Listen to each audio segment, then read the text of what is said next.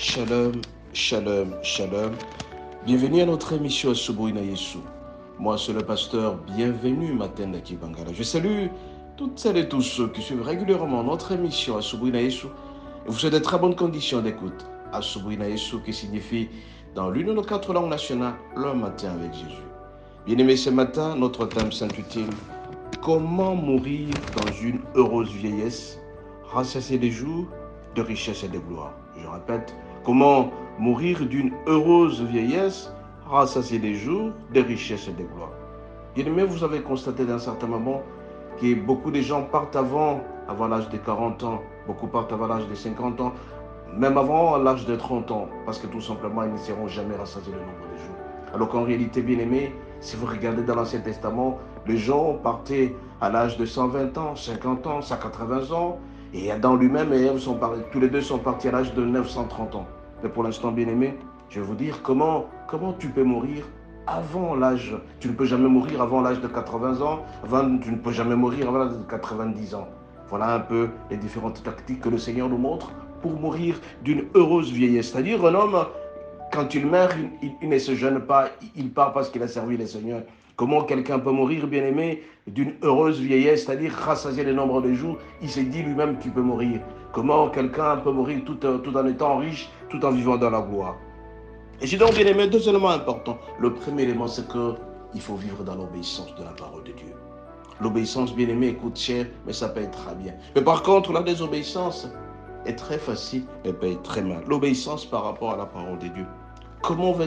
Que fais-tu pour respecter les commandements, les 10 commandements qui constituent les fondements de l'Ancien Testament? Tu dois éviter de voler, tu dois éviter de commettre l'adultère, tu dois éviter d'insulter, de commettre des mensonges, tu dois respecter les jours de sabbat. Chaque dimanche, tu dois être culte. Tu dois avoir le temps d'échanger avec le Seigneur. Tu dois craindre le nom du Seigneur. Comment tu aimes ton prochain. Voilà un peu, bien aimé, ça c'est résumé cela. C'est-à-dire éviter les péchés. La crainte de l'éternel, commencement de la sagesse. Tout homme qui obéit à la parole de Dieu, qui fuit les péchés, celui-là donc sera un homme heureux dans sa vie. Et en plus de cela, quand nous lisons dans Romains, qu'est-ce qu'on nous dit? Le salaire du péché, c'est la mort. Toute personne qui s'investit dans le péché finit toujours très mal. Une personne qui ne fait que voler finira toujours par être attrapé. Un homme qui est toujours en permanence dans l'impudicité, soit tu tomberas malade, soit tu passeras un mauvais quart d'heure. Raison pour laquelle ce matin, bien aimé, je vous en supplie. Donc, la première condition pour vivre heureux, long, en séjour, un homme qui veut mourir d'une heureuse vieillesse, un homme qui veut vivre dans la richesse, un homme qui veut vivre dans la gloire, il doit obéir à la parole de Dieu. La crainte de l'éternel, le commencement de la sagesse. Parce que si tu ne crains pas le péché, mon bien-aimé, tu tomberas malade, tu partiras très tôt. Si tu continues à pécher, mon bien-aimé, tu ne seras jamais dans la richesse, dans la gloire, parce que tout ce que tu auras disparaîtra complètement. Voilà un peu la première condition. Et donc, bien-aimé, la première condition pour vivre heureux, faire longtemps, vivre au-delà de 90 ans, c'est qu'il faut faire, il faut prendre des reculs par rapport au péché. Deuxième condition, bien-aimé, pour vivre heureux, pour mourir à l'âge très avancé, à l'âge de 80 ans, 90 ans, c'est qu'il faut faire ce qu'on appelle les offrandes volontaires. Bien aimé, nous allons nous servir à cet effet de 2 versets les plus importants. Nous allons lire dans 1 Chronique 29, du 2e au 3e verset, 1 Chronique 29, au 29e verset. Nous lisons nos légers. 1 Chronique 29, verset 2.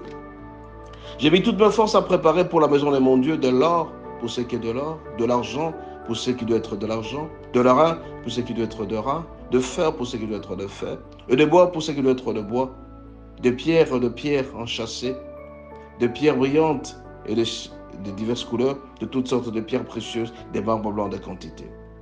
De plus, dans mon attachement pour la maison de mon Dieu, je donne à la maison de mon Dieu de l'or et de l'argent que je possède en propre, outre ce que je préparais pour la maison des sanctuaires. Et si nous prenons 1 Chronique 29, verset 28, il est dit ici, il mourut dans une heureuse vieillesse, rassasié les jours, de richesse et de gloire. Et Salomon, son fils, régna à sa place. Ici, bien aimé, nous sommes en train de parler de David. Et David, pour vivre longtemps, qu'est-ce qu'il a fait? À part craindre Dieu, il a donné ce qu'on appelle les offrandes volontaires. Il a mis toute sa force pour le Seigneur. Il a construit un temple pour le Seigneur. Il a mis de l'or, de l'argent, tout ce qu'il possédait. Il l'a investi sérieusement et s'est attaché sérieusement au Seigneur. Toi aussi, mon bien-aimé, pour vivre très longtemps, tu dois t'habituer à faire des offrandes volontaires. Qu'est-ce que tu donnes au Seigneur? Non seulement ton corps que tu vas donner comme offrande volontaire, mais aussi et surtout le moyen que tu donnes.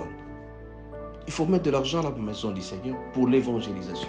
L'évangélisation est très importante pour que tout le monde sache que Christ est Seigneur, que Dieu existe. Quand tu mets tes moyens, tu donnes tes dîmes, mon bien-aimé, tu donnes tes offrandes, tes actions légales, que tu mets régulièrement à l'église, mon bien-aimé, tu verras que tu seras béni et le Seigneur pourra prolonger le nombre de jours pour toi sur cette terre. Vous savez très bien, bien-aimé, que le Seigneur fait partie aussi des business. C'est lui qui l'offre, qui donne sérieusement. En contrepartie, il sera béni.